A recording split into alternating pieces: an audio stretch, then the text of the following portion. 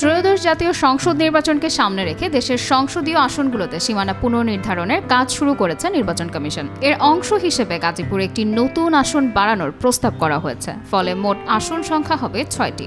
গত ৩০ জুলাই নির্বাচন কমিশনার আনোয়ারুল ইসলাম সরকার জানান, সর্বশেষ আদমশুমারি অনুযায়ী গাজীপুরের জনসংখ্যা বৃদ্ধি পাওয়ায় সেখানে একটি নতুন আসন বাড়ানোর সিদ্ধান্ত নেওয়া হয়েছে। গাজীপুর ১ ও গাজীপুর ২ আসনের সীমানা পুনর্নির্ধারণ করে নতুন একটি আসন গাজীপুর ৬ নামে একটি সংসদীয় আসন বাড়ানো হয়েছে। প্রস্তাবিত নতুন সীমানায় গাজীপুর ১ কালিয়াকৈর উপজেলা ও সিটি কর্পোরেশনের ১ থেকে ১২ নম্বর ওয়ার্ড, গাজীপুর ২ সিটি কর্পোরেশনের ১৩ থেকে ৩৩ নম্বর ওয়ার্ড এবং গাজীপুর সদর উপজেলার বাড়িয়া ইউনিয়ন, গাজীপুর ৩ শ্রীপুর উপজেলা এবং সদর উপজেলার কিছু অংশ মির্জাপুর, ভাওয়ালগড়, পিরোজালি ইউনিয়ন ও গাজীপুর সেনানিবাস এলাকা, গাজীপুর ৪ কাপাসিয়া উপজেলা, গাজীপুর ৫ কালীগঞ্জ উপজেলা ও গাজীপুর ৬ সিটি কর্পোরেশনের ৩৪ থেকে ৫৭ নম্বর ওয়ার্ড। আমরা মনে করি একটা আসন বৃদ্ধি হয়েছে, এটা গাজীপুরের জন্য কল্যাণকর এবং আমরা মনে করি বাংলাদেশের ১৮ কোটি মানুষ বেড়েছে, আরও সংসদে আরও আসন বৃদ্ধি করার জন্য আমরা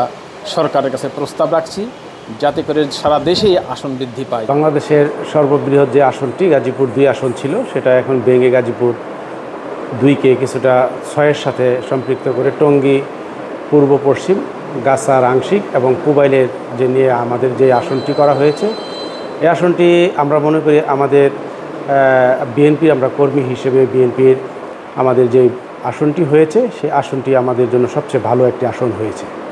আমাদের যে ৬টি আসন বৃদ্ধি করা হয়েছে, ৬টি আসন বৃদ্ধি করাতে নাগরিক সেবা বৃদ্ধি হবে এবং আমাদের জনপ্রতিনিধির মাধ্যমে জনগণের উন্নয়ন হবে।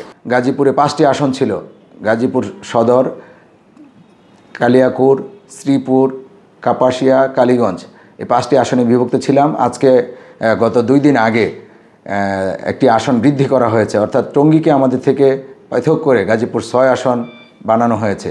এতে আমরা ইলেকশন কমিশন, সংশ্লিষ্ট মন্ত্রণালয় এবং সকলকে ধন্যবাদ জানাচ্ছি। নতুন এই সীমানা পুনর্নির্ধারণের ফলে গাজীপুরের বাসিন্দারা এবং রাজনৈতিক মহল বেশ সন্তোষ প্রকাশ করেছে।